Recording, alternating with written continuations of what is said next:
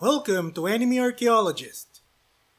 Today I'll be talking about an old and somewhat obscure anime in here. What happens if you add Catholicism in 1960s Japan? Ladies and gents, that would be Kids on the Slope. In 2016, I had heard of an anime which has Catholic stuff in it.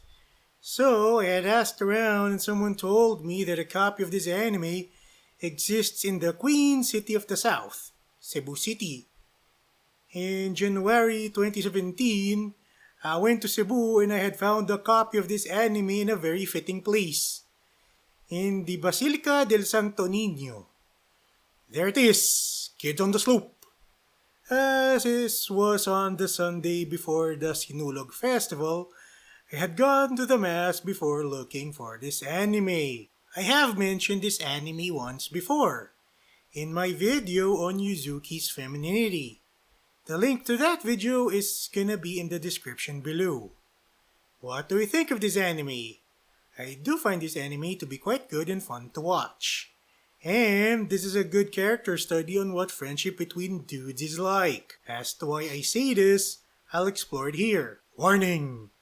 It has been foretold that there's spoilers here.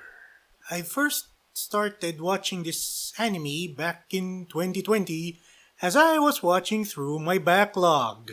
Unlike with Taisho Otome and Alcohol is for Married Couples, I went anime first, then into the manga. This show gets recommended for its portrayal of Catholicism. So, is it worth the hype? What does this show have anything to do with Catholicism?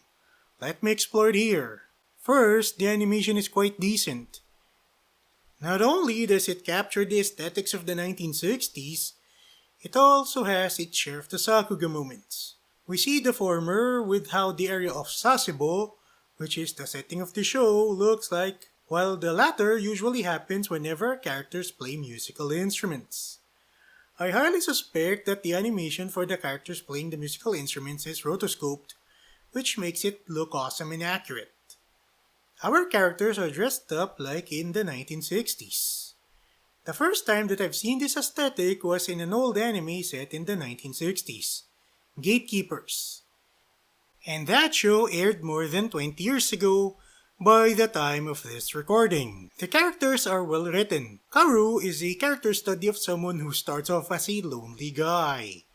After all, he had transferred to a new school and started off not having any friends until he had managed to befriend Ritsuko and Sentaro. Kaoru was also a guy without a purpose in life, which makes him relatable to a lot of us nowadays. He learns to have a purpose in life after finding a love for music alongside Sentaro, Junichi, and Ritsuko's dad Tsutomu. Sentaro is a rather different guy. While he has a childhood friend by the name of Ritsuko, he was rather distant because of how he had a difficult childhood at his home. This affected how he interacted with other people, ranging from making him oblivious about Ritsuko's feelings, to bickering with Kaoru, to being oblivious over Yurika. While Kaoru starts off playing music analytically, Sentaro plays music by the rhythm. Essentially, the difference between knowledge and wisdom. Ritsuko is the childhood friend of Sentaro. We first see her befriending Kaoru, and that has helped him adjust to studying in the school. From there, she does have a rather weird on and off relationship with Kaoru. Junichi was a man that Sentaro looked up to as an older brother, and was in the band alongside Kaoru and Tsutomu. But life became weird for him, and so he left for a different life. Yurika as a character is quite confusing to me at first, but all that changes in episode 8 when she had more of a presence in the show. The world building is awesome. Not only do we get the 1960s aesthetic done right, we also get what Sasebo at the time was like. It had many American soldiers running around due to a nearby naval base. The attire of the characters fit with the 1960s theme, while the vehicles and even the trains are accurate with the time period. This is where I'll go with Junichi from earlier. It was revealed in episode 8 that he had joined with a student protest in Tokyo. This was no ordinary student protest though. This was the Japanese student protests of the 1960s. A series of student protests aimed at various things ranging from protesting against the Americans to protesting against the ideas of Stalin to more localized ones. In the show, there was a student protest against the Americans docking a nuclear aircraft carrier, and that's before Junichi left for Tokyo. The fact that this show was able to put this type of detail in it proves to me that the people who had worked on this show had put a lot of effort in their world building.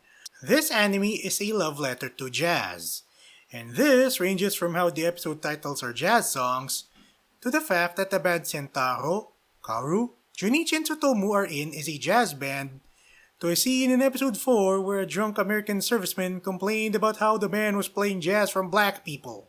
Heck, Sentaro and Kaoru ended up being friends because of a shared love of jazz music. The friendship is strong enough to have the both of them play jazz music inside of the church at the final episode. I'm gonna answer a question from earlier. What does this show have anything to do with the Catholic Church? In anime, Catholicism is usually portrayed under what I would call the exorcist effect. As to what that is, the exorcist effect is a term that I have which means that Catholicism is portrayed as something which has priests and nuns dealing with the supernatural. The term came from the 1973 Hollywood film The Exorcist. In anime, this ranges from The Gray Man, which has a bunch of exorcists running around fighting demons, even though the exorcists in that show are not actual priests, to Vatican Miracle Examiner investigating miracles.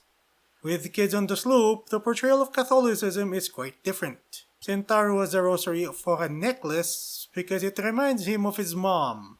Both Sentaro and Ritsuko attend Mass every Sunday, and at the last episode, Sentaro becomes a priest. This anime shows a rather slice-of-life take on Catholicism, which is more a la Madeline than a la The Exorcist. The anime follows the manga for the most part, but the manga is a bit more clear in certain areas.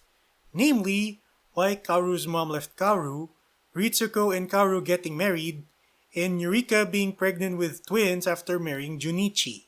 I do think that much like with Taisho Otome or Togibanashi, it's due to time constraints. That said, Kids on the Slope reminds me more of Uran High School Host Club. The endings in their respective manga are more clear than their respective anime.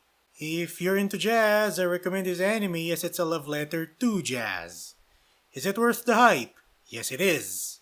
Kids on the Slope has a respectful take on Catholicism, which is very rare in the West at the time of this recording. You wanna see two guys being bros and not deal with Fujoshi? This anime is also for you.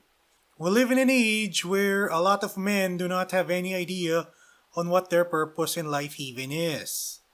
Thus, this anime shows us what happens when men gain their purpose in life. I also recommend this anime for any Christians who want to watch a wholesome anime. Please like, share, and subscribe.